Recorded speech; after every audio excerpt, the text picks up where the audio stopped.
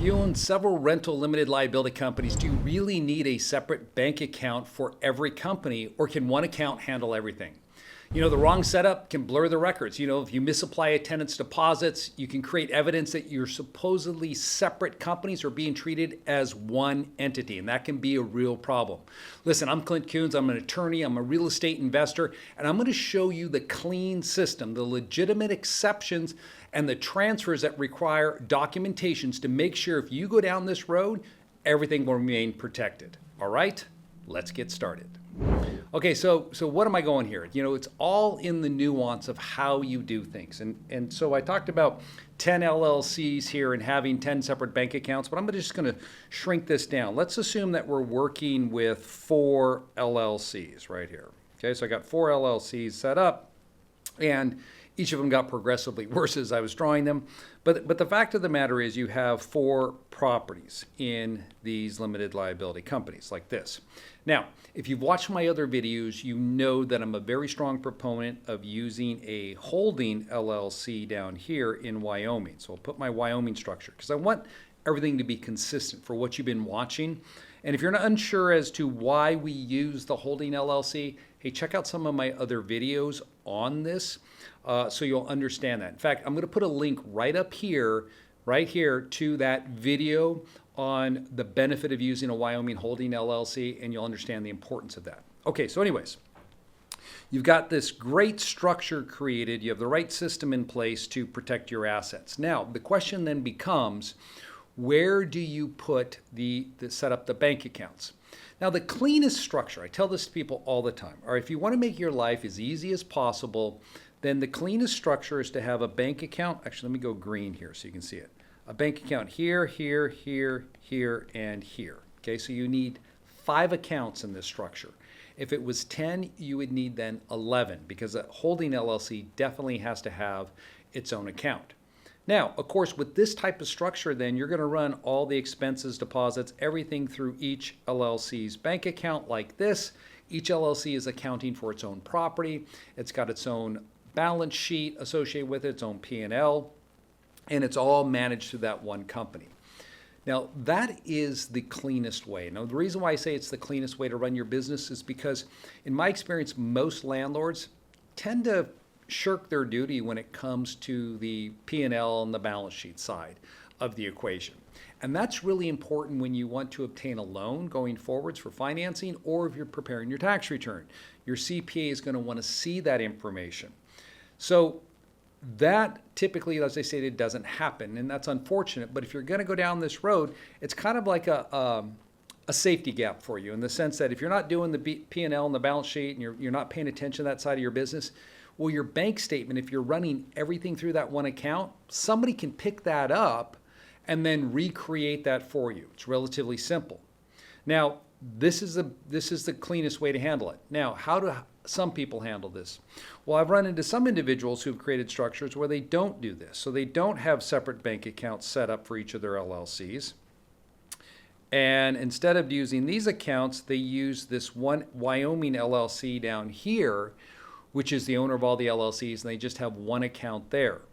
Now, I'm not a big fan of doing that because the purpose of this LLC right here is to serve as a blocker entity to protect you so that if somebody sued you personally, they can't get up into your property holding LLCs. And I think you drag that limited liability company now into these various states where your properties are located if it's collecting rents from your tenants.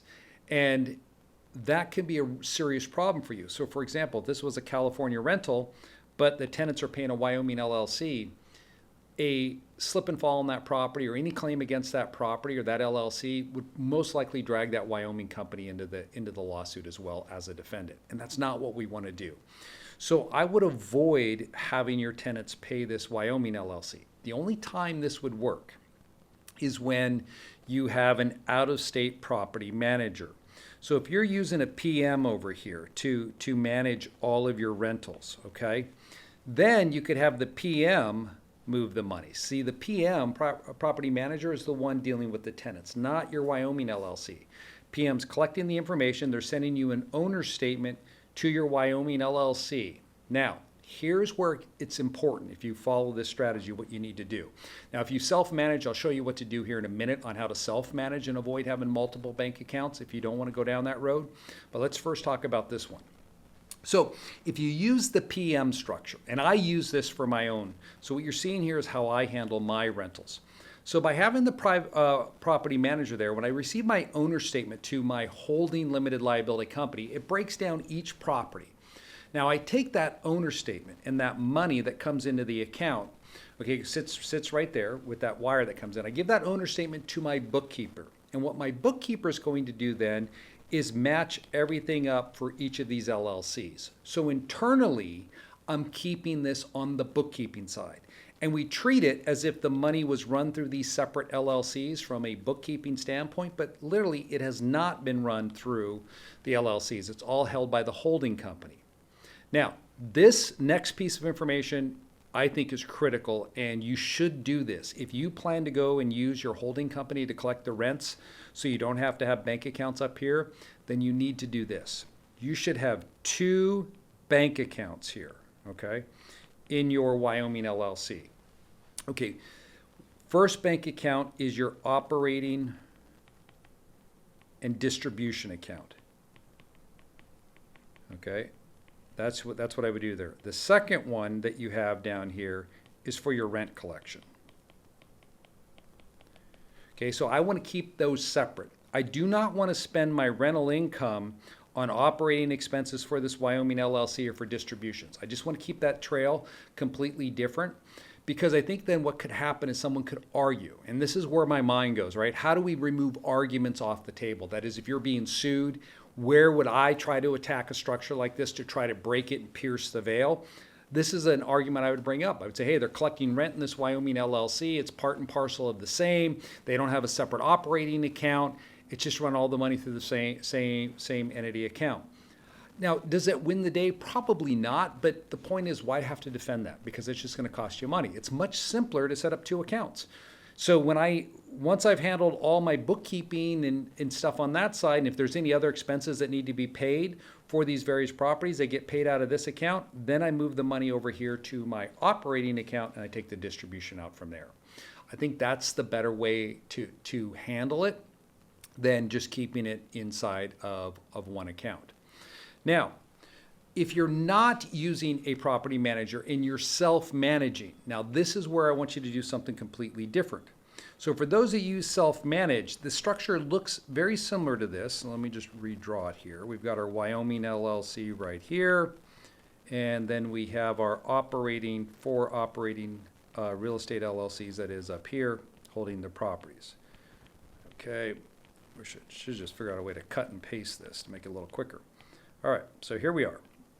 We got the structure back in place. Now, if you're actually running it, what I would recommend is that you create a Management LLC right up here that deals with all of the tenants, okay? So the Management LLC that you create, that you own, okay, so you're going to be up here in this Management LLC, you're going to handle all of the tenant relations through that Management LLC.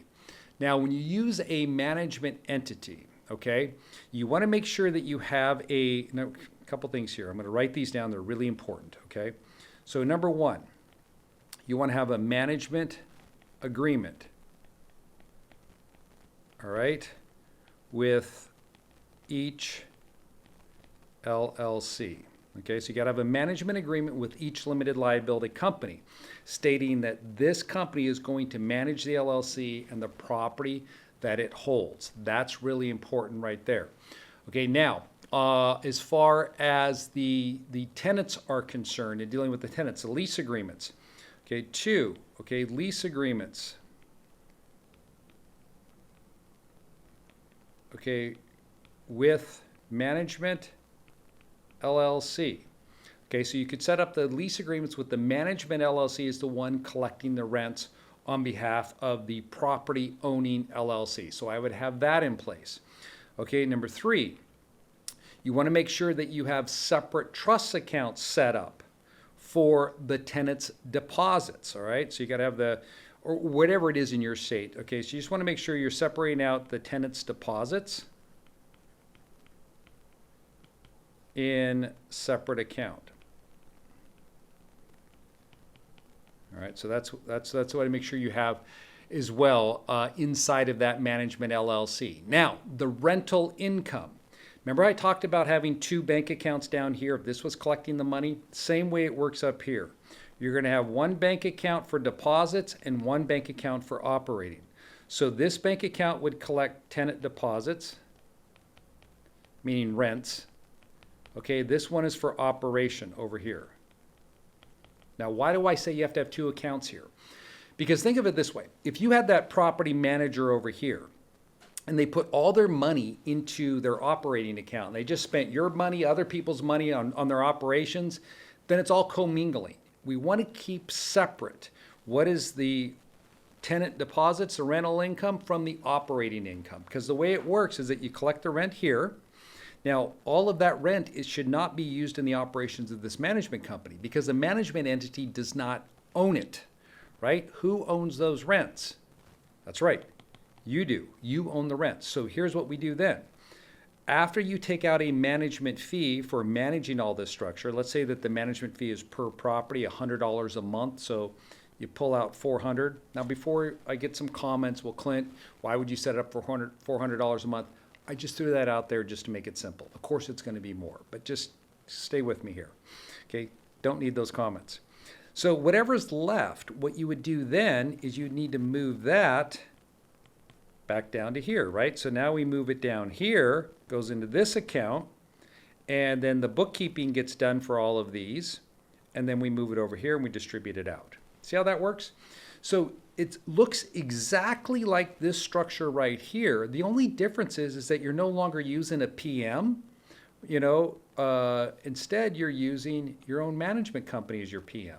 So we keep the structure the same. It's just that we bring an additional entity in because you're looking to do the work yourself as far as managing your own rental property. Now, whenever you move money around here, we want to make sure we're documenting anything. So what can happen sometimes too is that let's assume that this entity needs money. Maybe you're going to loan money up there or you make contributions. So a perfect example of that would be, let's assume that on this property here, I had a turn and that turn ended up costing me $9,000 just because of what the tenants did to the property. But rental income that I have in here associated with this entity on the books is only $3K. So where does the rest of those funds come from?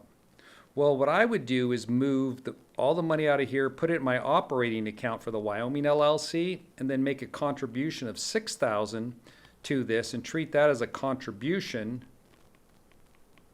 on my books. All right, so I contribute it from the Wyoming LLC because the Wyoming LLC is the owner. You would not want to take the money from here and pay for that. That is the wrong way to do it. Okay, you would move it down here and then move it up. That would be the preferable way of handling it because it keeps it nice and clean and everything straight, and people then can't argue, hey, you're commingling funds across all of these limited liability companies. But the most important thing here that I would tell you in building all this out, and as I stated at the very beginning where people miss, is that you need to be using a bookkeeper, okay? I can't stress this enough. It is the major problem that I see many times with real estate investors and when they're involved in a lawsuit. Where do I see the weakness in their structures? Many times it's how they treat their income. They do not have good books and records to back it up. And the risks there is that when you're using a structure like I just described, where you're minimizing your bank accounts, if you're not staying on top of your bookkeeping to allocate things properly, then that's going to be used as a sword against you when it should be your shield to protect you. So this is how I go about creating your bank accounts. I hope you got a lot out of this video. And if you want to see more videos like this and this is of interest to you, be sure to subscribe to my channel so you'll receive updates as soon as I drop something new on a weekly basis. I wish you the very best with your investing.